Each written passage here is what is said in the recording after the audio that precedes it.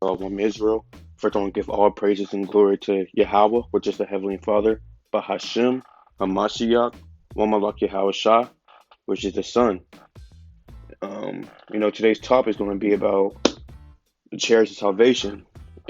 What's the chariots of salvation? What's the chariots of the Most High? It's the so-called UFOs. Now, before you click off this video saying I'm coming up with stuff, I'm lying. Look, it's in the Bible. You know, you can't go off what the so-called white men say all the time, because 99% of the time they're telling you a lie just to keep us away from our God. When you was younger and everything, they told generations to generations of our forefathers that it's like a green man, beaming up people and eating their brains. Look, it's not a green man beaming up people eating their brains. It's angels inside that thing, man. These so-called chariots, these so-called UFOs, the chariots of the Most High, they went to us since the beginning. Isn't that how Moses got the commandments? That's how he talked with the Most High and Mount Sinai. Mount Sinai. If you read Exodus, that's why it's important to read for yourself. You can't always go off what the so-called white men say. Now, I got some scriptures and everything to show you. It's talking about chariots or the so-called UFOs throughout the whole Bible. That's how the Most High is going to return and deliver us. Because we know that we're going to get delivered. We got to know how we're going to get delivered by the so-called UFOs, the chariots. And it's going to tell you that throughout the Bible, right? Oh, excuse me. Sorry if my nose sound stuffy right now. You gotta bear with me. And I try to do this on the computer, but a lot of technical difficulties. So let's just knock it out on the phone. So this is Luke chapter one and verse 68. Okay, now let's give what happened the fourth time we got delivered, and that was the first Exodus, the great deliverance of our nation, of our people, the Israelites. He didn't deliver he didn't deliver other people on the Israelites. Then he say, "Let my people go." Who his people? The Israelites. That's what you got against your head. You got to get out that Christianity mindset that everyone's going to get saved. Only the Israelites are going to get saved. Redeem Israel. He's the God of Israel, according to Joel chapter 2 and verse 27. And let's get Luke chapter 1 and verse 68. So this is Luke chapter 1 and verse 68. Blessed be the Lord God of Israel, for he hath visited and redeemed his people. Right, so what context is this talking about? The great Exodus, the first Exodus with Moses and everything, when the Most High redeemed his people from Pharaoh. You know, he sent 10 plagues on them. Verse 69, and hath raised up an horn of salvation for us in the house of his servant David. So what's that horn of salvation? That power of salvation. Once we were delivered out of Pharaoh, we went to salvation to our promised land again. You know, verse 70. As he spake by the mouth of his holy prophets, which have been since the world began. So these prophets, they be telling you what's going to happen. They prophesy all the time. That's what they call prophets. They prophesy on how this world going to get destroyed, how we're going to get delivered, what's going to happen here, there, and the third.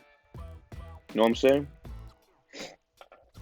Like, you had Noah prophesying, a prophet, Elijah, Moses, people like that, in that nature.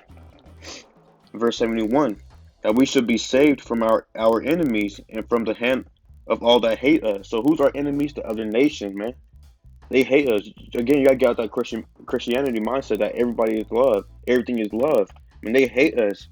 If you go to Psalms chapter 83 and 1 and down, it talks about crafty counsel, how they all come together and talk about crafty counsel against his people, which is the Israelites. Because everyone had a part in putting us in slavery, man. Just think about it. You had the Chinese people with the Silky Road. You had African people, which is Egypt back then with Pharaoh. The so-called white men now. The Arabians had us in slavery. The Japanese people had us in slavery. Look, everybody had a part in this. They are our enemies, man. We're not supposed to be joined hands to hand with them, right? So now that's it on that. Now let's get Jeremiah real quick. Let's go to Jeremiah chapter 30.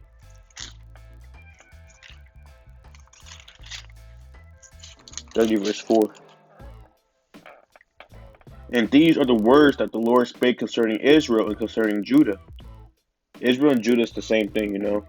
Judah are the real Jews, so the first three tribes, um which is Judah, Benjamin, and Levi. Those are the real Jews, and Israel is just the rest of the people. We're basically talking about the same people. And there are words that spake. So, like, let me read that again. Verse 4. Well, so, like, I already read that, but I'll just read it again. And these are the words that the Lord spake concerning Israel and concerning Judah. For thus saith the Lord, we have heard a voice of trembling, of fear, and not of peace. Ask ye now, and see whether a man doeth travail with child. Wherefore do I see every man with his hands on his loins, as a woman in travail, and all faces are turned to paleness? So, you know, there's a vision that he's seeing, like, when the next verse about to tell you about Jacob's trouble.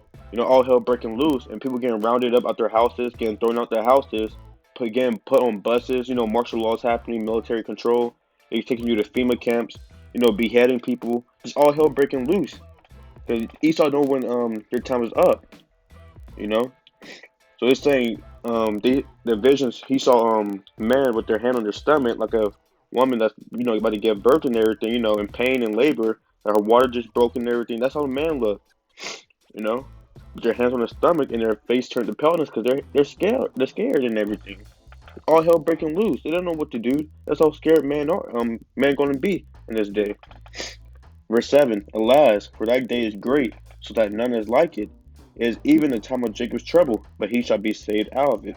So nothing on this earth that happened beforehand and now is going to be like this day that's about to come up, man. All hell is going to be breaking loose. Like, people don't understand that. They don't teach you this in Christian churches or any other religion, man. You're going to have, like, what happened with the Jews, the so-called Jews in Germany. It's going to be like that, but times 20, man, times 30. You're gonna have people just dying left to right, martial law, people breaking into your house. All in second edge is talking about, all hell breaking loose, man. That's why it's important to keep these commandments and everything so we can be on protection of God and be delivered in those days. Because anything can happen. An EMP attack can happen right now, and they're going to issue martial law. Because once the EMP attack go off and no internet or anything, look, America is destroyed already. They can't live without their phone for a day, not even for 5 hours, man. So America is already going to be destroyed when that EMP, attack happens. That's why it's time to be girded up spiritually, right? So let's keep going on that one. Verse 8: For it shall come to pass in that day, says the Lord of hosts, that I will break his yoke from off thy neck and will burst thy bonds, and strangers shall no more serve themselves with him. So who's him? Israel, man. When he returns and everything, look, he's gonna redeem us out of captivity, like he did it the great Exodus of Pharaoh. He's gonna redeem us out of captivity. How? Via the chariots of salvation. They're gonna beam us up into the chariots and everything, bring us into the second wilderness, and at the same time, simultaneously, Yahushua and his angels gonna be, destroying this wicked place. You know, so we gotta understand how we're gonna get delivered. We know we're gonna get delivered, but how are we gonna get delivered? Right? So let's keep going on that. Verse 9. But they shall serve the Lord their God, and David their king, whom I will raise up unto them. Verse 10. Therefore fear thou not, O my servant Jacob, saith the Lord, neither be dismayed, O Israel, for lo, I will save them from afar, and thy seed from the land of their captivity. So what's that captivity right now? We're in America, and we're scattered throughout. We're in captivity everywhere. Captivity, and Jacob shall return, and shall be in rest, and be quiet, and none shall make him afraid. So we're not going to be afraid in that day, man. When we get delivered and everything, seeing our enemies get destroyed, we're going to be happy and rejoicing. We're going to be at peace.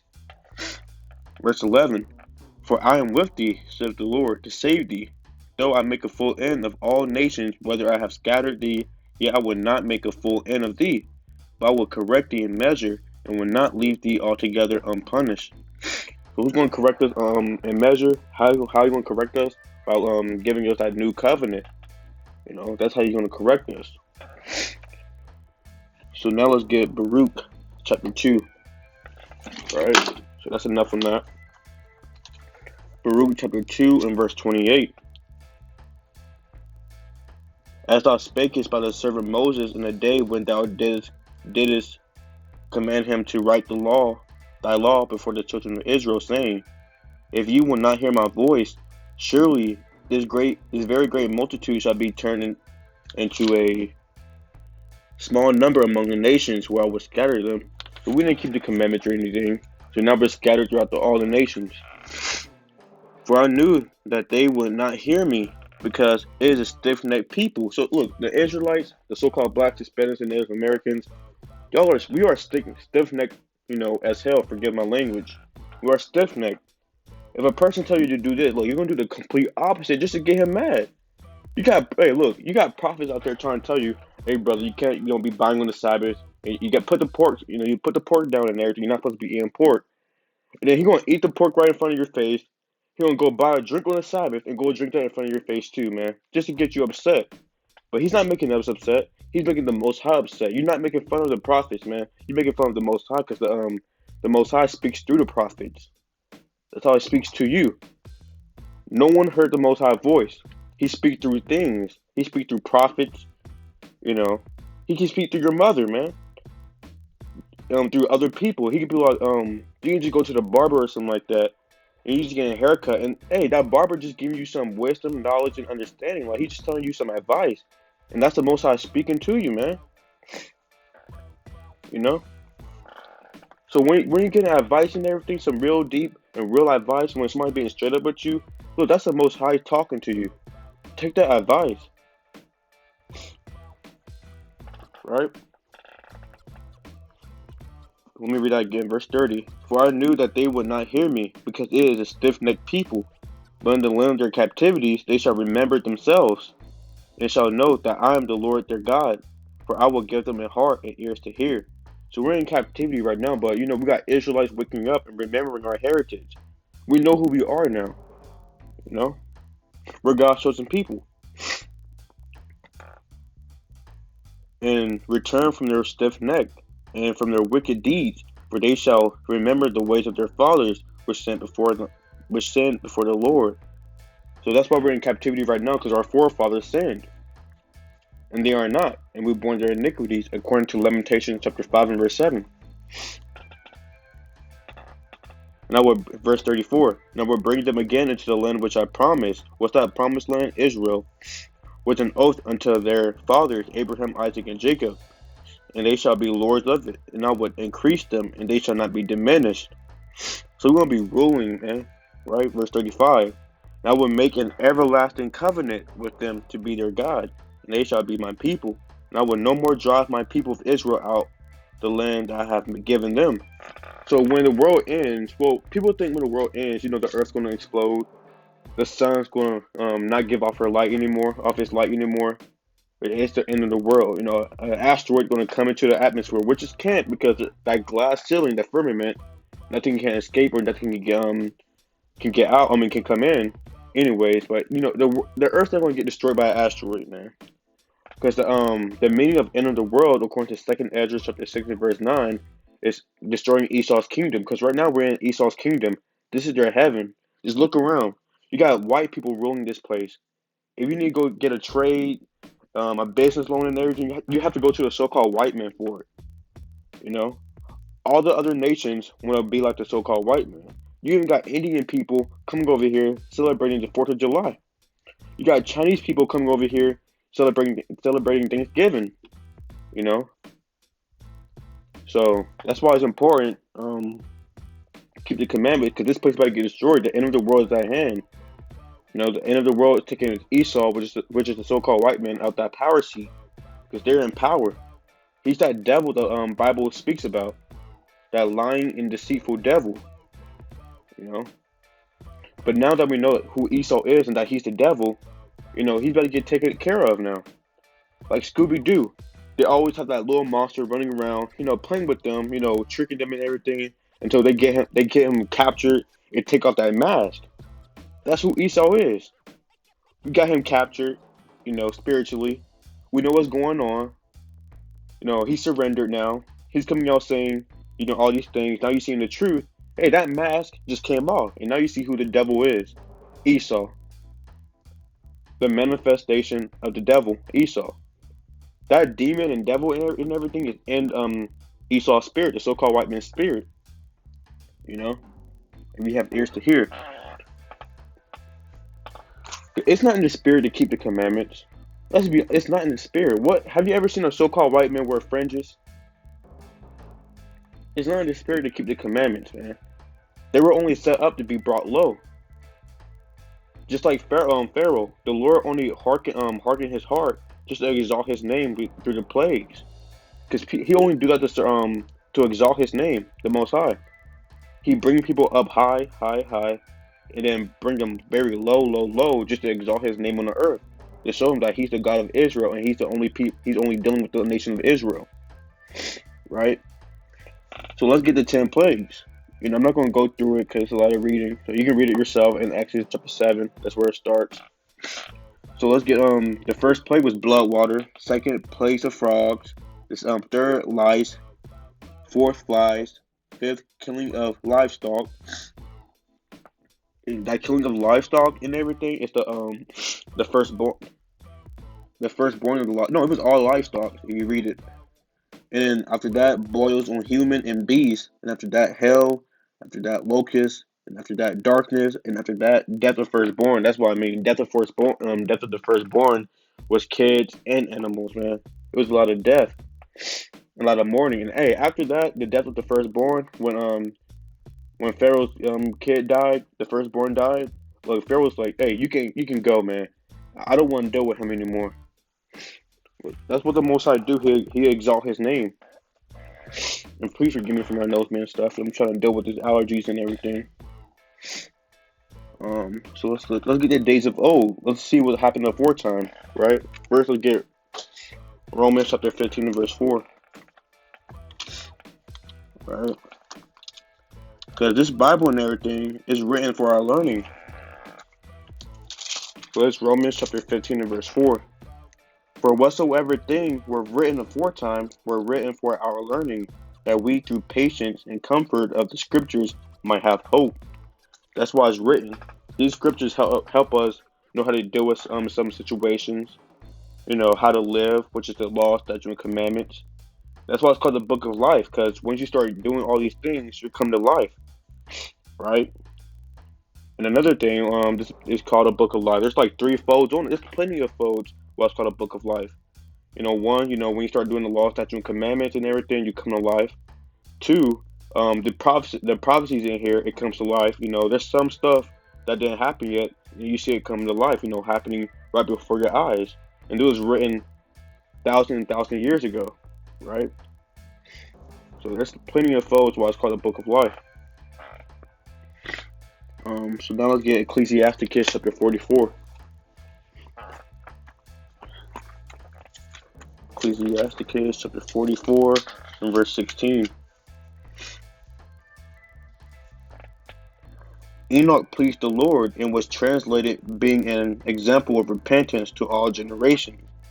Now that we got how we were delivered beforehand in the other slide, now we get examples of on how people were translated or delivered through the so-called UFOs.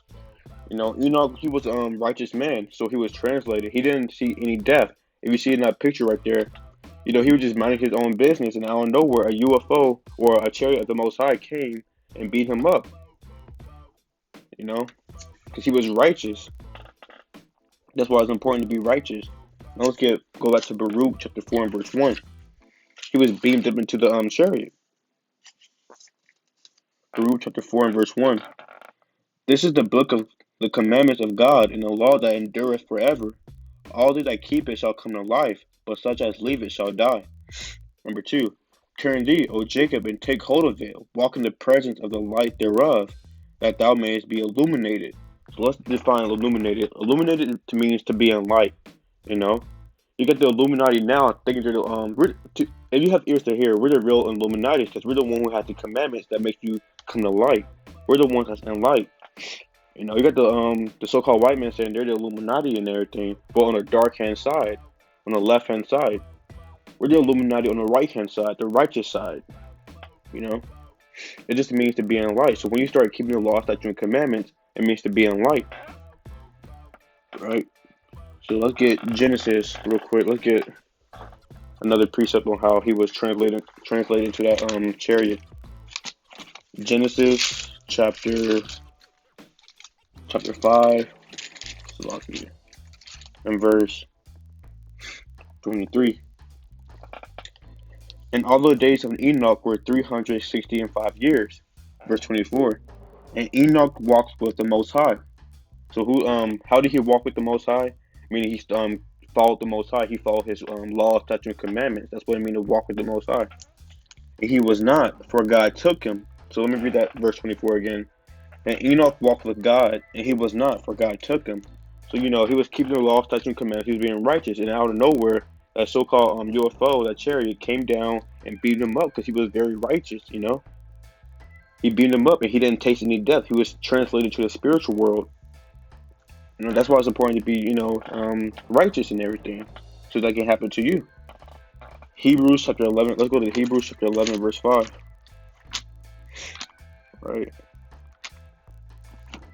Let me get the understanding and everything. Hebrews chapter 11, verse 5. And it reads, by faith, Enoch was translated that he should not see death, and was not found, because the Most High had translated him, for before his translation, he had his testimony that he pleased the Most High. So he was walking with God and everything, by keeping the law, statutes, and commandments. He pleased the Most High. He was very righteous in the Most High eyes, in God's eyes. So he was translated. He didn't taste any death. He didn't die or anything. He was translated. So 1 minute he was in his flesh and everything. The next minute he's in the spiritual world due to that chariot beating him up into the chariot of salvation, right? Because that's how you get into the spiritual world, through the chariot. All right. So now let's get Acts chapter 1 and verse 9. So now I'm just giving you some, little tiny scriptures here and there to show you about these chariots. This is Acts chapter 1 and verse 9. And it reads, and when he had spoken these things, so who spake these things? Yahweh was speaking to the apostles, right? And when he had spoken these things, while they beheld, he was taken up, and a cloud received him out of their sight. So what's that cloud? It's that chariot. You gotta understand that how Jake speaks slang and everything. Well, slang and hip talk is in the Bible too. It's not an actual cloud, a rain cloud coming out of nowhere and beating him up. That cloud is that chariot, you know. So you gotta understand and be in spirit to dissect and be vigilant on what it's talking about and everything. You gotta be in spirit. So that cloud is talking about that chariot. So let's read that again, verse 9. And when he had spoken these things, while they beheld, he was taken up, and a cloud received him out of their sight. So that chariot received him out of the apostles' sight. Verse 10. And while they looked steadfastly towards heaven as he went up, behold, two men stood by them in white apparel. So that two men was two angels. And what did they say to the apostles? Verse 11. Which also said, ye men of Galilee, why stand ye gazing up into heaven? This same Yahushua, which is taken up from you into heaven, shall so come in like manner as ye have seen him go into heaven. So it's going to happen to us too. When we get delivered and everything, we're going to be beamed up, into the chariots. The same way Yahushua did. Let's get Matthew chapter 16 verse 28. Let's touch back on Enoch real quick. How I said, no one shall be, he didn't taste any death. So let's go Matthew chapter 16 verse 28. Matthew chapter 16 verse 28. And it reads, verily I say unto you. So this Yahweh speaking because it's in red. So it says, verily I say unto you, there be some standing here which shall not taste of death till they see the Son of Man coming in his kingdom. So no, that's a regeneration precept too. But Enoch didn't taste death. He was translated up. Not everybody going to taste death. Not everybody going to die, right? So that's the days of old. Now let's get the next slide. So these, how the chariot is, how a good visual is and everything, how they look, and all the way to the right, he's destroying the Edomites and everything in the countries because these are made for deliverance and made for destruction. It's going to deliver the righteous people, and it's going to deliver the wicked people, right? So let's get the next slide. So it's an instrument of destruction. Now let's see how they're going to destroy this earth, destroy this wicked place. Let's get Second Ezra chapter 13. Second Ezra chapter 13 and verse 3.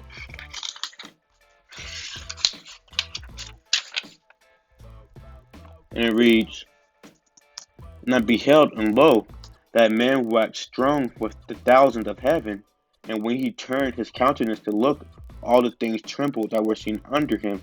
So Ezra's having a vision of him, Yahweh shall returning, making his second coming, with a thousand and thousand of the angels right behind him. Right, verse 4. And whensoever the voice went out of his mouth, all they burned that heard his voice, like as the earth felleth when it filleth the fire.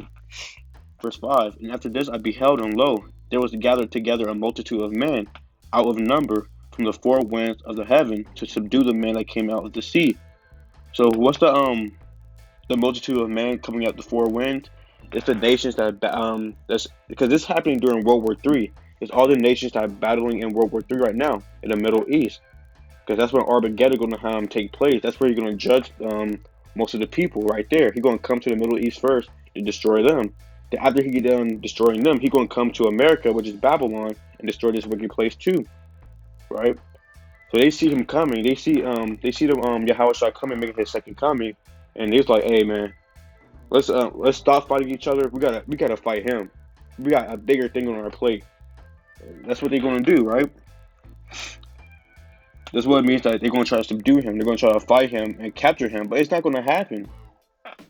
Verse 6. But I beheld, and lo, he had graved himself a great mountain. What's that great mountain? Again, you got to understand. It's hip talk, no, it's slang. Because look, you got Jakes, we talk hip talk and slang like that too. Man, this my whip right here. It's not an actual whip, Jake's talking about Salaki. Jake's talking about this is ride, not his actual whip. So it's that slang talk. We didn't get that from nobody, man. We got that from the Most High. That's how we do it, man. Right? So this is verse 6. But I beheld, and lo, he had graved himself a great mountain, and flew up upon it. So what's that great mountain? It's that chariot, man. Because look, you can even see that it's a chariot because it said, and flew up upon it. It's that so-called UFO. But it's like a father ship. If you see in that picture right there, it's going to be as big as that, but bigger. It's like that father ship. It's going to be darkness on the earth, man. And next thing you know, you just see laser beams coming out of that thing. It's going to be crazy. Right? Verse 8. And after this I beheld, and lo, all they which were gathered together to subdue him were sore afraid. So these other nations try to fight Yahweh Shai and everything. Look, they're gonna be afraid. They're gonna be pooping their pants and everything while trying to fight him, man. They don't want to do it, but they have no choice. They don't want their kingdom to end, because they know their kingdom about to end, man.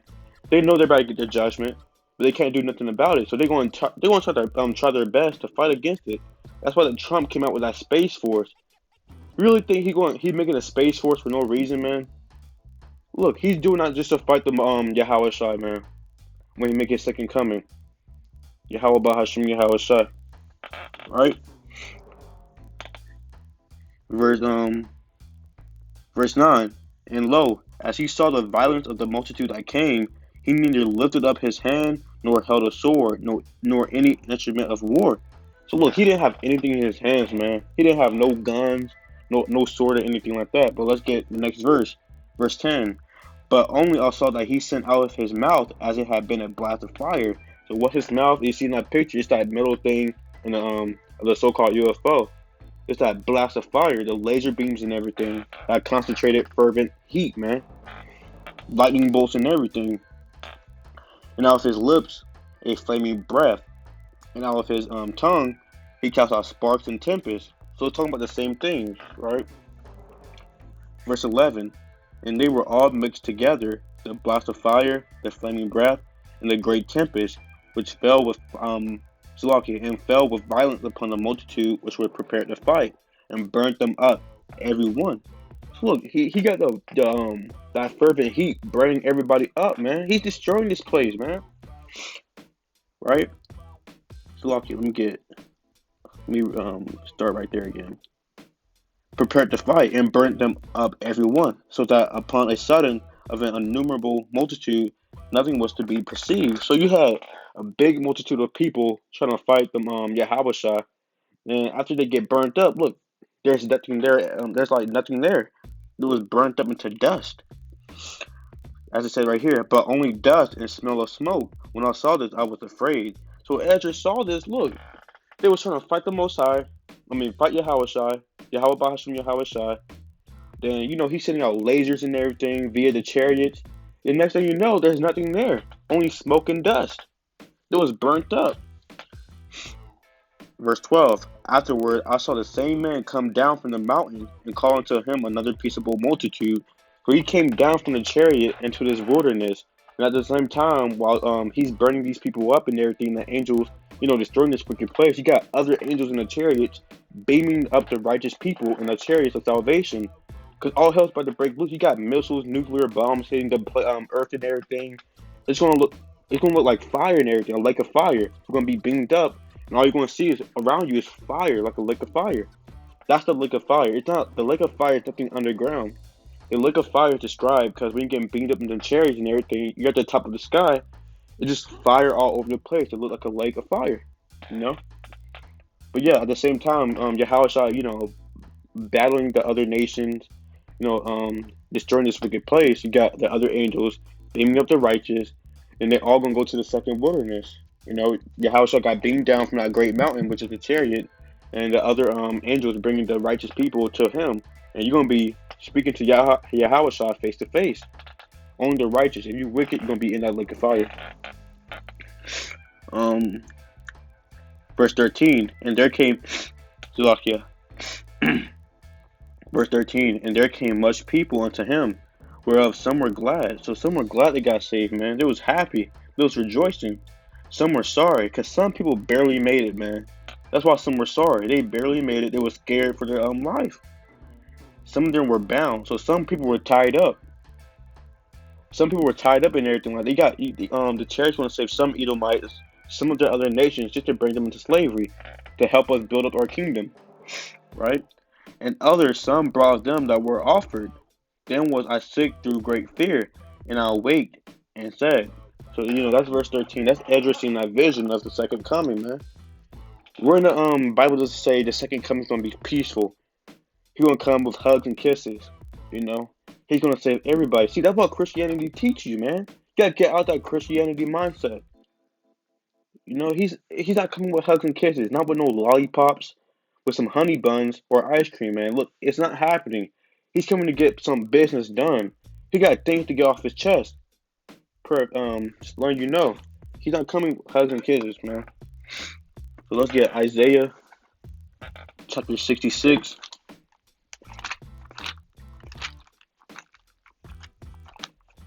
So if you keep the commandments, you gotta be on his good side. Keep the commandments so you can get delivered. Because you're gonna wish you kept the commandments when you see all the nuclear bombs entering to the atmosphere of Babylon, which is America. You're gonna wish you kept the commandments, man. Let's get Isaiah first, chapter 66 and verse 15.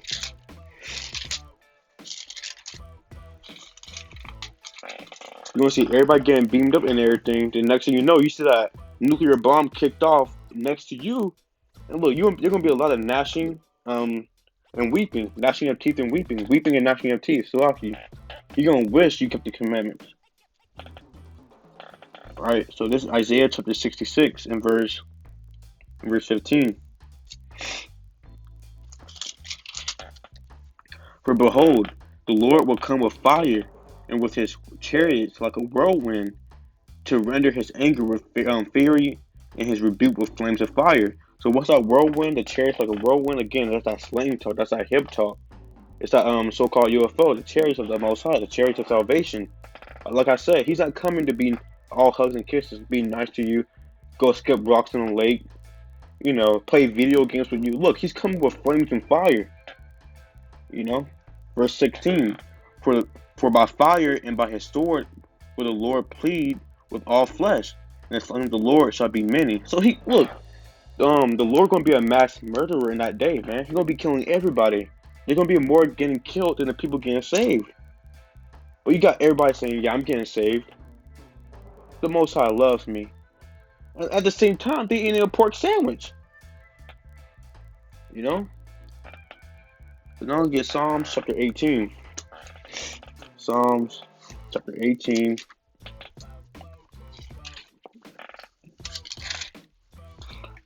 and verse 3.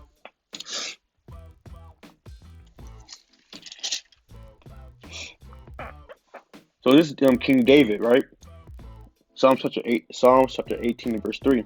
I will call upon the Lord, who is worthy to be praised. So shall I be saved from my enemies.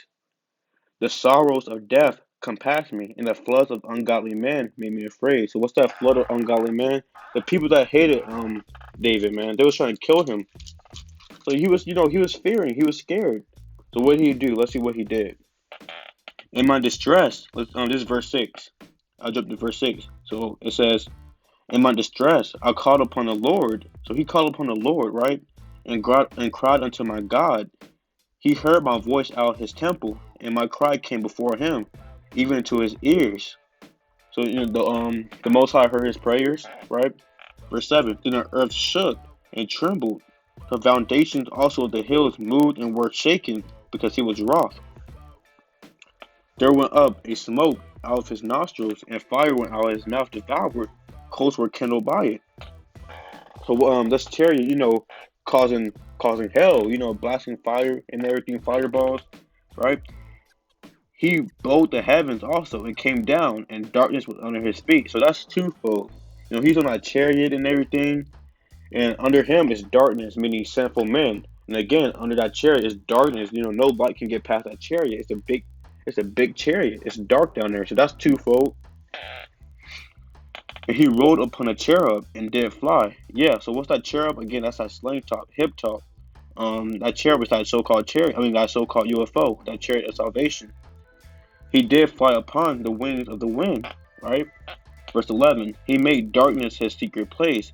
His pavilion round about him were dark waters and thick clouds of the skies. Verse 12. At the brightness that was before him, his thick clouds passed, hailstones and coals of fire. So what's the thick clouds and chariots? Verse 13. The Lord also thundered in the heavens, and the highest gave his voice, hailstones and coals of fire. So it's not really his voice, it's some fireballs and everything coming from that mouth, as you see on that visual again, as you read in Ezra's, right?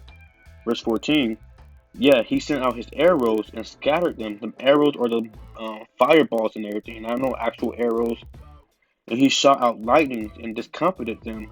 Them lightnings and everything, them lightning bolts. He zapping people with them things, man. Verse 15. Then the channels, Salakia, verse 15. Then the channels of waters were seen, and the foundations of the world were discovered at thy rebuke, O Lord, at the blast of the breath of thy nostrils. Verse 16. He sent from above. He took me. He drew me out of many waters. He delivered me from my strong enemy, and from them which hated me, for they were too strong for me. So what's that many waters? The many multitude of men that was trying to kill him. Then he got delivered from the strong enemies, man. They was trying to kill him, and he got delivered. That's why it's important to have faith in those days, to keep the law, statutes, and commandments, because you can be like King David and get delivered, right? Verse 18. They prevented me in the day of my calamity, but the Lord was my stay. So that's why it's important to do these things, the law, statutes, and commandments, so you can deliver and receive that internal salvation, everlasting salvation, right? So now let's get Matthew chapter 24. Get two more. Matthew chapter 24 and verse 30, and it reads, and then shall appear the son of Slakia, verse 30. And then shall appear the sign of the Son of Man in heaven, and then shall all the tribes of the earth mourn, and they shall see the Son of Man coming in the clouds of heaven with power and great glory. So he's not coming on a cloud, an actual cloud. He's coming with them chariots, thousands and thousands of chariots that you can't number. It's going to cover the whole sky. You're going to see him coming with a lot of chariots, man, a lot of so-called UFOs. Some going to be delivering the people and the righteous people, and the other's going to render out that theory. They're going to be destroying this wicked place. Because it's two things for the chariots: deliverance and destruction. You know, a good balance. That's a just balance, because the Most High deals with just balances. Verse 31. And then, verse 31, and he shall send his angels with the great sound of a trumpet, and they shall gather together his elect from the four winds, from one end, from one end of heaven to the other. So how are they going to gather up the elect?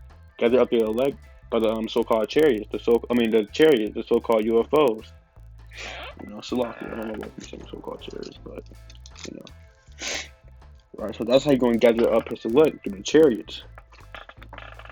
So let's get Revelation chapter 10 and verse 1.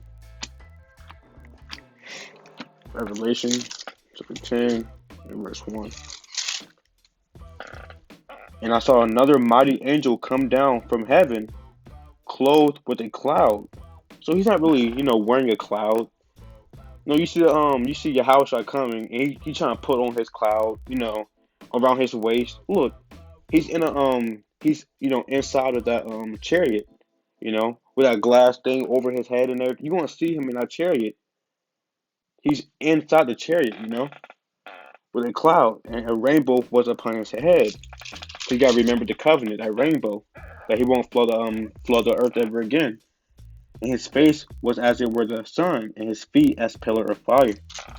So that's all the precepts I got about the chariots in the Bible. There's plenty of more. But that's the only one I put down.